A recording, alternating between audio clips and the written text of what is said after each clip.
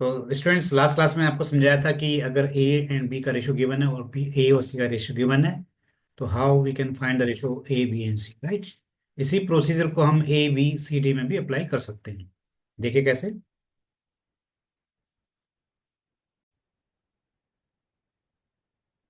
तो students, last class में हमने पढ़ा था ए बी का रेशियो गिवन है और ए सी का रेशियो गिवन है। तो ए बी सी का रेशियो कैसे फाइंड करेंगे, राइट। ये देखिए, ये क्वेश्चन था जो लास्ट क्लास में हमने किया था।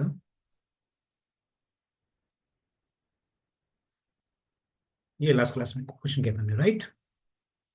नाउ अब इसी क्वेश्चन को हम चार टर्म्स के लिए करेंगे, यानी चार नंबर्स के लिए करेंगे। जैसे मान लीजिए आपको गिवन है the ratio A is to B is given 3:6, B is to C given 9:2। Fine A B C. ये तीन टर्म्स के लिए हो गए, ठीक है। अब इसी को चार टर्म्स के लिए लिखते हैं। देखिए, दोनों को हम करेंगे एक साथ ही। A ratio B is given 3:2,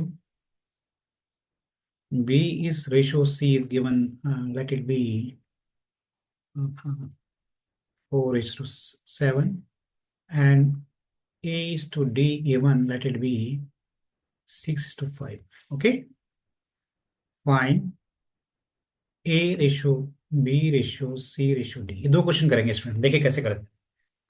in questions को करने के लिए कोई फॉर्मूला रटने की जरूरत नहीं है। You have to think logically. और जब आप लॉजिकली सोचना शुरू करोगे तो आपके जो आने वाले क्वेश्चंस हैं उनको भी करने में आसानी रहेगी, राइट। तो लेट अस सी। तो सबसे पहले हम देखते हैं इस क्वेश्चन को, राइट।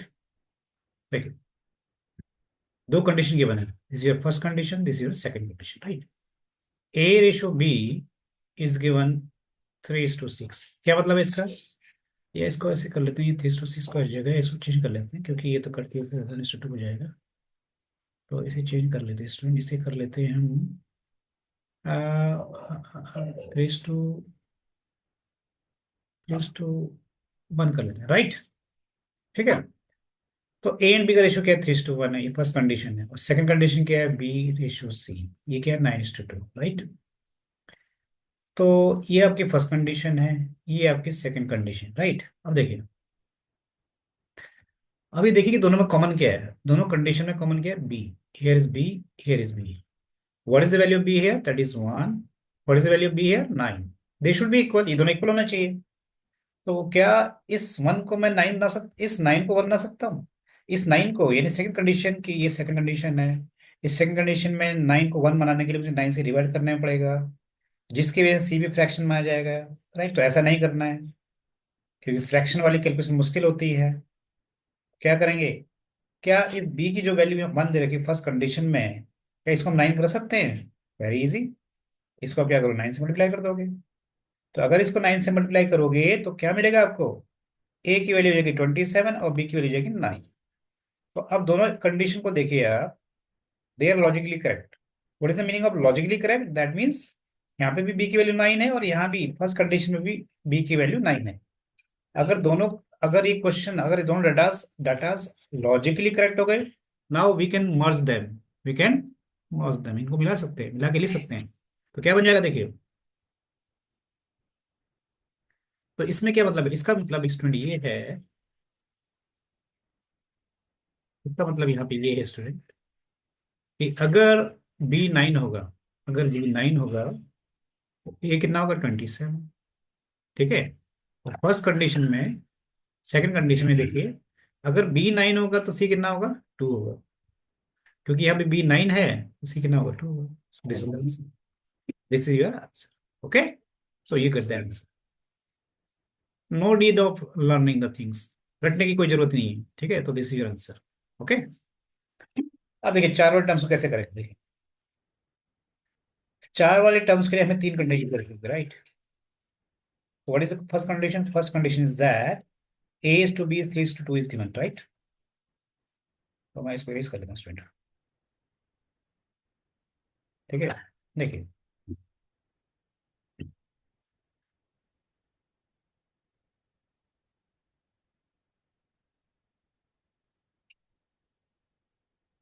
फर्स्ट कंडीशन है whenever a is 3 then b is 2, right. और सेकंड कंडीशन है whenever b is 4 c is 7। तो सबसे पहले हम क्या करेंगे, यहाँ लॉजिकली सोचेंगे इसको। फर्स्ट कंडीशन में दोनों कंडीशन में कॉमन टर्म क्या है? दोनों कंडीशन कॉमन टर्म है बी, राइट। इधर भी बी है और इधर भी बी है। क्या दोनों में बी की वैल्यू सेम है? नहीं है। इसका मतलब datas are not logically correct. So you have to make the logically correct datas. ठीक है, तो लॉजिक का मतलब क्या है? लॉजिक का मतलब ये है स्टूडेंट कि यहाँ पे अगर बी की वैल्यू 2 है तो यहाँ भी 2 होना चाहिए। ये दोनों में सेम वैल्यू होनी चाहिए। तो देखना पड़ेगा कि क्या हम दोनों को इजिली इक्वल कर पा रहे हैं। तो इस केस में तो कर पा रहे हैं। जैसे यहाँ पे बी की वैल्यू कितनी है? 2 है। Can you make it 4? Yes, just by multiplying by 2। तो अगर मैं इसको 2 से मल्टीप्लाई करूंगा तो ए को भी करना पड़ेगा। What I get 6 and 4। इसका मतलब ये है कि जब भी बी की वैल्यू 4 होगा तो सी ए की वैल्यू को 6 होना पड़ेगा। और यहाँ पे तो पहले से बी की वैल्यू 4 है, तो ये 4 तो ये 7, राइट। ये आ गई। Now this data, this whole data is logically correct. तो क्या मिला हमें? मर्ज कर दीजिए। मर्ज करने का मतलब क्या है? A ratio B ratio C means अगर ए 6 है तो बी 4 है, अगर बी 4 है तो सी कितना है? 7 है। तो this is the value of A B C, right. अब देखिए, अब थर्ड टर्म को लीजिए, third condition. This is your third condition, right. This is your third condition. इस थर्ड कंडीशन में क्या गिवन है आपको? थर्ड कंडीशन में गिवन है ए रेशो डी 6:5। ठीक है। अब जरा दोनों दोनों कंडीशन को, यानी जो लास्ट के दो कंडीशन है इनको चेक कीजिएगा। Try to check it, means check this data and this check this data. What is common here? The common term here is, oh, I think this is not B, this is D. This is D, right? This is D. So now check these two conditions. What is the common terms here? The common terms here is A. Are these the values of common terms are same? Yes, they are already same. तो कुछ करने की जरूरत नहीं है। You get the answer. What is A, B, C, D? Right, you can, because क्योंकि data logically correct है। Logically correct का मतलब क्या है? जो कॉमन टर्म्स है उनमें सेम वैल्यू होनी चाहिए। ठीक है। तो अगर ए की वैल्यू यहाँ पे 6 है तो बी की वैल्यू कितनी होगी? 4। अगर बी की वैल्यू 4 है तो सी की वैल्यू कितनी है यहाँ पे? 7, राइट। और साथ में जो कंडीशन है इसमें क्या लिखा हुआ है? जब ए की वैल्यू 6 तो डी की वैल्यू 5। यहाँ पे ए की वैल्यू क्योंकि 6 है तो डी कितना होना चाहिए? 5। तो दिस इज योर आंसर। ठीक है। एक क्वेश्चन और लेते हैं स्टूडेंट, देखिए। Suppose A ratio B given है 6:5, सी रेशो डी गिवन है 2:3, and B ratio D given है, let it be okay, 1:3, 1:2, right. क्या फर्स्ट टू कंडीशन में कुछ भी टर्म्स कॉमन है? Is anything common here in the first two condition? No. तो अगर फर्स्ट टू कंडीशन में कुछ भी कॉमन नहीं है तो we can't start the question from this two condition. हम इस क्वेश्चन को पहले दो कंडीशन से स्टार्ट नहीं कर सकते हैं, राइट। तो क्या करना पड़ेगा? तो हमें उन कंडीशन को लेना है पहले जिनमें कुछ ना कुछ कॉमन टर्म हो। तो देखिए कि किस में कॉमन टर्म है। देखिए, यहाँ ए बी लिखा हुआ है, यहाँ सी डी लिखा हुआ है, यहाँ बी डी लिखा हुआ है। तो देखिए, ये जो फर्स्ट कंडीशन है, फर्स्ट और थर्ड में कॉमन टर्म्स है, दैट इज बी, राइट। और सेकंड और थर्ड में कॉमन टर्म क्या? डी।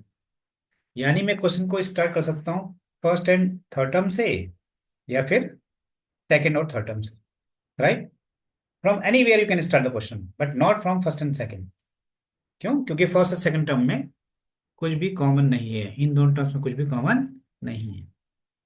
चलिए करते हैं, दोनों से करके दिखाता हूं मैं आपको, ठीक है।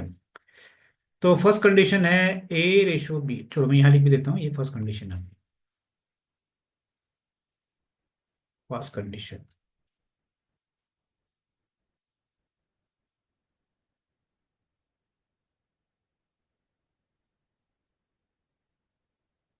First condition. ओके।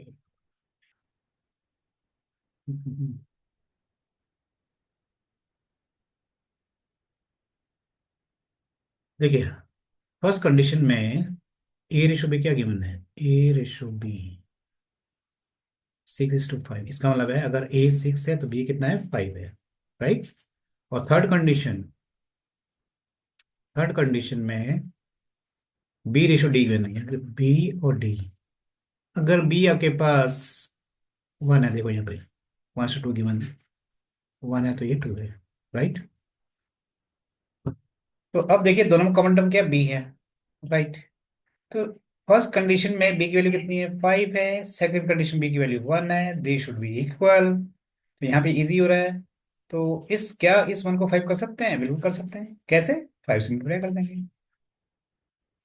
तो क्या मिल जाएगा आपके पास? 5:10। राइट। तो अब क्या बन जाएगा? यानी आपके पास ए, बी, बी, डी, इन तीनों का रेशो मिल जाएगा। The resultant is A, B, D. whenever a is 6 whenever a is 6, b is 5. Okay. And whenever b is 5, d should be 10. So d should be 10. So here in this case we are able to get the ratio between 6, 5, 10. ठीक है। अब क्या बच गया? अब ये जो second condition है इसको भी इन्वॉल्व कर लेंगे।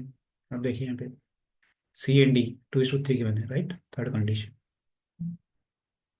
तो third condition, second condition, second condition. Right. Second condition. Second condition में क्या आपको गिवन है? सी एंड डी का ratio 2:3। Right. C ratio to D 2:3।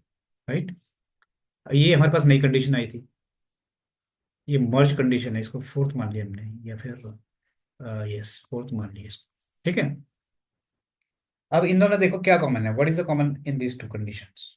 D is common, या डी इज 10 या डी इज 3। राइट। क्या हम, क्योंकि ये लॉजिकली इनकरेक्ट डाटा से, क्योंकि लॉजिकली करेक्ट का मतलब है कि जो कॉमन टर्म्स होंगी उन सबकी वैल्यू सेम होनी चाहिए। यहाँ पे डी की वैल्यू कितनी है? 10। राइट। और यहाँ पे डी की वैल्यू कितनी है? 3। क्या हम इस 3 को 10 कर सकते हैं? नहीं कर सकते। इजिली नहीं कर सकते मतलब। क्या इस 10 को 3 किया जा सकता है? Not a multiple of 3। Right. तो क्या करेंगे, हम ऐसा नंबर सोचेंगे जो 10 और 3 दोनों के टेबल में आता हो। यानी जो 10 और 3 दोनों के टेबल में आता हो, या तो एलसीएम ले लो आप, या एलसीएम लेने की जरूरत नहीं, कोई भी अगर आपके पास दिमाग में नंबर जो आता है उसी को बना सकते हो। तो 10 और 3 में के टेबल में आने वाले नंबर कौन कौन से हैं? That is 30, 60, 90, 120। 30 से स्टार्ट करो। राइट। तो इसका मतलब क्या है? डी को आप 30 बना लो। डी को क्या बना लो? 30। तो तो इस 10 को 30 बनाने के लिए किससे मल्टीप्लाई किया जाएगा? 3 से। What you get? 30। अगर इस 10 को आपने 3 से मल्टीप्लाई किया तो इस 6 को भी करना पड़ेगा। That is 18, that is 15। So here you get the ratio between A B D. इसी तरह इस 3 को भी 30 बनाना पड़ेगा।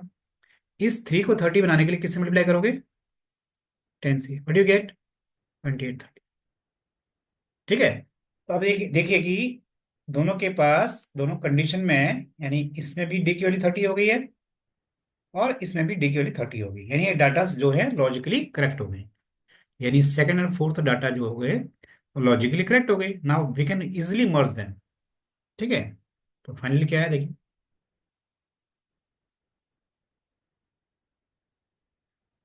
ये आ गया स्टूडेंट।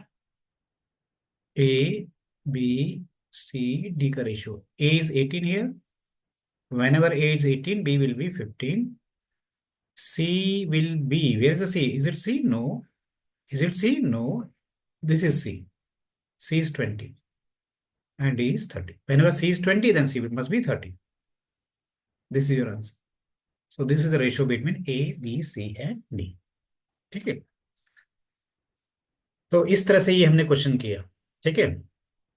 आई होप ये आपको वीडियोस पसंद आया होगा। एंड और अगर आपको ये वीडियो पसंद आया है तो please subscribe it, share it, and please do the comments.